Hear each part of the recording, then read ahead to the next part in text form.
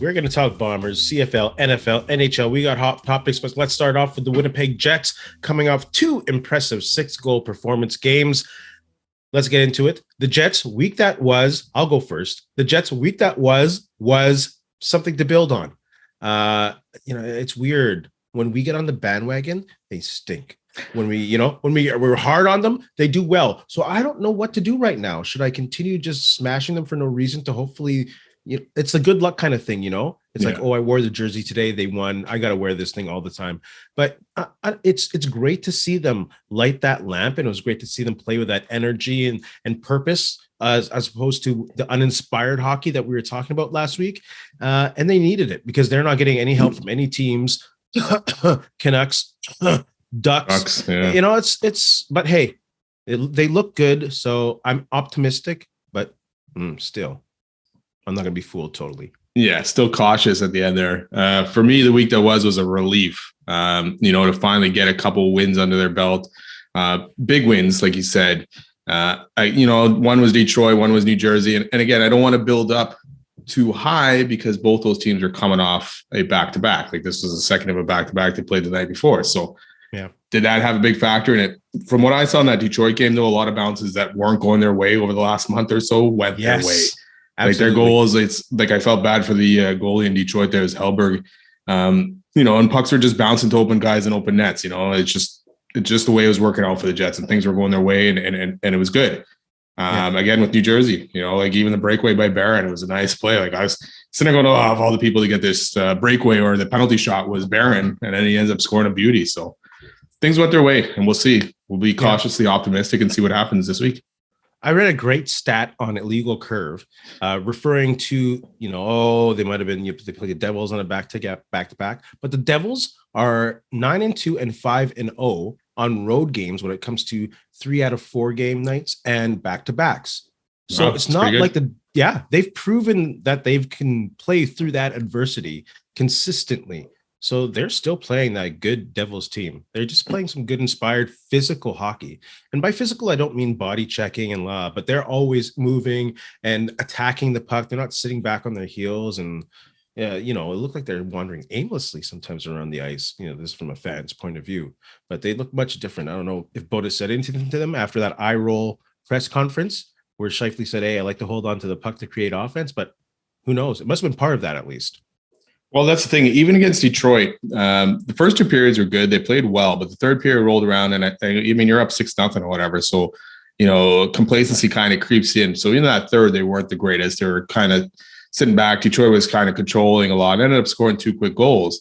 But as we saw in New Jersey, they didn't let up. The whole game. They played it a little bit differently, and maybe it was a learning lesson there against Detroit. Hey, I know it's 6-0 or whatever, 5-0, 4-0, but this game could change on a dime. And the way the Jets have been playing lately, like when they scored those 2 quick goals, or Detroit scored those 2 quick goals, I was sitting there going, there's maybe a chance. It's the Jets, right? But they've had their chances over the last 2 months. Like they've had a lot of shots. They've had great scoring chances. They've either gotten stoned by good goaltending or their shots just aren't the greatest quality, right? They started off last week losing to San Jose 3-0, and you're thinking, okay, rock bottom, we're done here, right? So keeping it alive. We'll see how it goes from here, but it's a good step forward for them. Yeah, and the thing that these past few weeks of frustration and futility and non-identity playing hockey, I guess, you look at the ways they've created offense or tried to create offense, and that's changing lines all the time, not being consistent with lines, always trying to. So, do you think Bowness has found the right lines here? Definitely for now he has, but we've seen lines get together and play great together over a course of 2 or 3 games, and then it slowly reverts back to what it was, right? But I like these lines. I really like the Wheeler, Ehlers, and Nemestikov line. Like that line has been buzzing. Yeah. Wheeler seems like his regular old self from earlier this season. They both gotten, I believe, 2 points, Ehlers and Wheeler over both games, last 2 games at least, and Nemestikov as well. So, it's a good start for that line.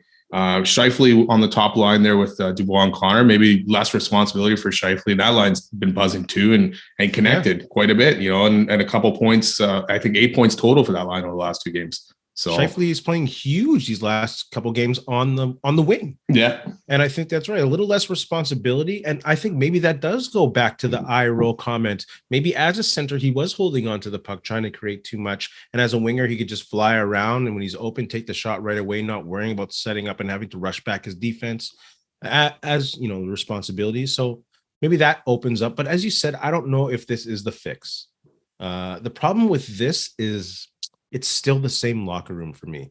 And I don't want to, beat a dead horse, but how does the lines how do they face adversity? They're playing big games coming up. We're going to talk about the week ahead, but just to, preview, they're playing Calgary and Nashville in a row, not back to back, but so it's all about adversity. If they can take a punch in the face, if they can come back to it, maybe these are the lines. But they didn't face much adversity with the Devils and the Red Wings. So we'll see how they do if they get punched in the face. Yeah, for sure, because the bounces went their way. Now, if they go a period without scoring goal, first period against Calgary, will they panic and will Bowness switch lines around again, or will he stick with it and at least see, like you're saying, face that adversity, not scoring right away, not getting the bounces, and if they can build, fix that in a second or third period and fight back in a game. So it'll be telling. I mean, it's 2 games. Things went their way. Like even the Lowry, Appleton, and Niederreiter line, has looked good. Like Adam Lowry to me over the last probably few weeks has probably played his best hockey of the season. Yeah, Niederreiter was a great acquisition, and the fact that he can go up and down the line. People talk about his hands and his size and his ability to skate, but also players who play with him also glow about his hockey IQ. So what an addition that is. Of course, I wasn't a huge buyer in the addition. I didn't knock it, but it's paying off big time. Again, Chevy with these sneaky good trades. Good trades. And it's something that Nemestikov as well. It's serious. You're sitting there looking at these guys going, okay, this is not who I wanted.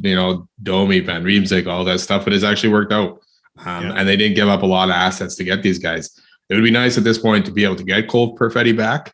And insert him in that top 9 as well, but it doesn't look like he's coming back. And I think maybe he might be even missing the first round if they make it. So we'll see where it goes from here. But I like the lines where they are now, and we'll see what happens. How about Morgan Barron? Another guy that Chevy got off of a trade for Trouba. Yeah. Was it? Yes. Yep. The Ranger trade. That guy with a penalty shot. He just has a motor. He keeps going, and he plays a physical style of hockey. That he would have blended in great with that 17-18 team. Yeah, and he's got some good speed, like sneaky speed. Yeah. Like even on that breakaway yesterday where he ended up getting a penalty shot, I was watching go down. I mean, he's going to get caught or he's not going to get by the guy or through him. And it's just like, yeah, he did. And it's like, oh, wow. And then silky mitts on the penalty shot. Absolutely, eh? Just a little bit, not a huge juke, but to the side and then put it right between the legs. Yeah. Made him open up his legs and he slipped it through there. Just slide over a bit and he got it. Very nice. And I'd like to also mention Dylan Sandberg. That dude's been playing some good hockey. I saw this great card stat on Twitter. I'm not going to go through the analytics and the statistics of it all, but he's a guy who's making about $900,000 a year. If you look at his statistics, he's playing at a pace of someone who should be paid $6.9 million a year. He's within that category of defenseman.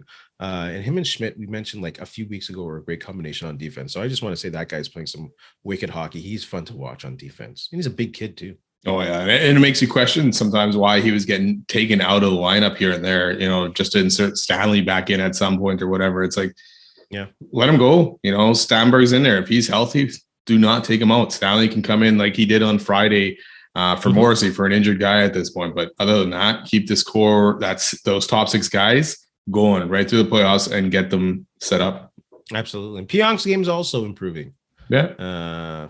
He's still shaky on the power play. Like even on the power play on Friday when Morrissey was out, it's like pass back to him, he bobbles it and it's out. It's like, okay, I guess because you haven't played much with these guys, so I'll give you a break on that. But yeah, we'll see where it goes. It was 2 good games, coming off that San Jose game. So let's move on to the week ahead. They have 3 home games in the next 7 days, 2 against teams, like we mentioned earlier, that are chasing them for that final wild card spot. And the 3rd game is against those damn Sharks.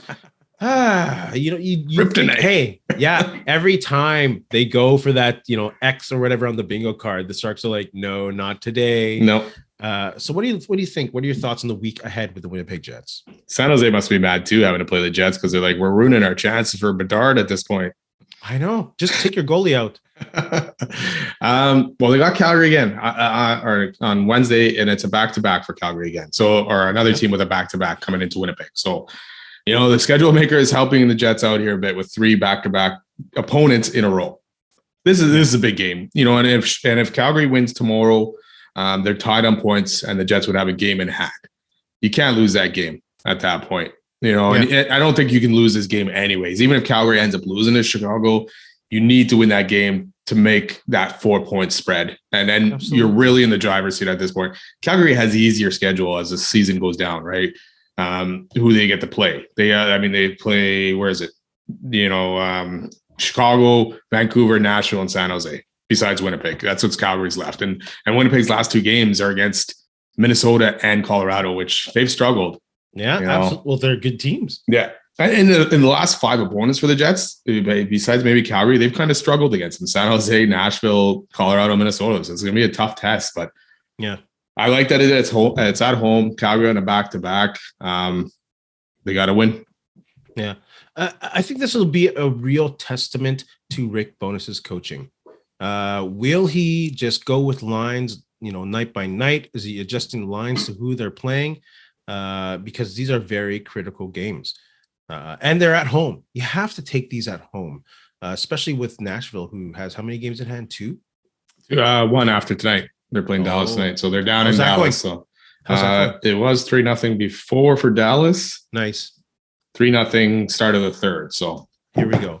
And the thing is, shout out to Andrew Patterson, who mentioned that this could very well be the most important game, regular season game in Jets 2.0 history. And to add on to that, these next 2 games are the most important one. Because if you lose these 2, that could be end of the season. Yeah. Yeah, to me, we'll see how Nashville goes. So Nashville's got a pretty tough schedule to end this season. To me, it's this Calgary game is the most important of any of them. Like, if you can win that game, it should solidify your spot at clinching a playoff spot, right? Yeah. You're in the driver's seat even more at this point, because Calgary is now, you got a game in hand in Calgary, and you're possibly up at least 2 to 4 points, right? So you need to take advantage of that. Calgary is, like we said, they played Anaheim and Vancouver, in the last 2 games, down going into the third, and they found a way to come back and win those games. So it's not going to be an easy game. We'll see who starts in net, and we'll see who starts in net for them tomorrow in Chicago. But if they lose tomorrow and we can end up beating them on Wednesday, that'd be huge. I'm more concerned about Nashville for some reason, because they don't give a dang. Oh yeah, they won't quit for sure. I hope they lose tonight. That'd be a nice nail in the little tuk coffin. But they're for some reason they concern me, and they're that rival, because of that one playoff series. And they won't roll over. It'll be a tough game on Saturday for sure, even if Nashville somehow are out of the race by then or something, right? So they wouldn't mind screwing our chances. Oh, for sure. They're not deep in the lottery race. They're not deep in that lottery. No. They are where they are. Yeah. Pretty much. I do like, though, that the Jets have now crept up on Seattle a bit. They're only 1 point behind Seattle, but Seattle does have 2 games in hand. So, and they play tonight and tomorrow. So by the time the Jets play on Wednesday, we'll get a better picture if they got a chance to even pass Seattle. Seattle may gain 4 points in their next 2 games and open that gap up again. But it gives you another option there, right? And it's not just Calgary at this point. If you can somehow pass Seattle, you got another option. What'll be the matchup there? For what do you mean? Who's 7-2? Sorry, seed 2 and 7. Who's 1 and 8? I wonder. Seattle right now is 7. Winnipeg is 8. So if you can 1 pass. Still Vegas, I believe, and then Minnesota, but they're playing each other tonight. I'd rather face Vegas. Yeah, maybe we struggle against Minnesota, but Edmonton's right there too, and same with Dallas, Colorado. Like they're all within a point of each other, so it's so hard to say. But Edmonton's on a streak right now, and playing some good hockey. So I don't know. I don't even know what I'm talking about. I think I'm a little drunk talking about 1 and 8. I forget about this stupid playoff format with Central, and I'm getting ahead of myself. But it is 1 and 8 for that, right? Sorry. One would play 8, 2 would play 7, and then the inside the division thing after. Yeah. Oh, how convenient. Yeah. Friends, put your comments, put your likes. Don't forget to subscribe about the Winnipeg Jets. Don't subscribe about the Winnipeg Jets. Subscribe to Ray and Benny. Comment on the Winnipeg Jets. Hey, friends and neighbors, don't forget to check us out online on Facebook, TikTok, Instagram, and Twitter at Ray Benny Sports. And don't forget to check out our YouTube channel. Leave a like, leave a comment. Tell us what you think.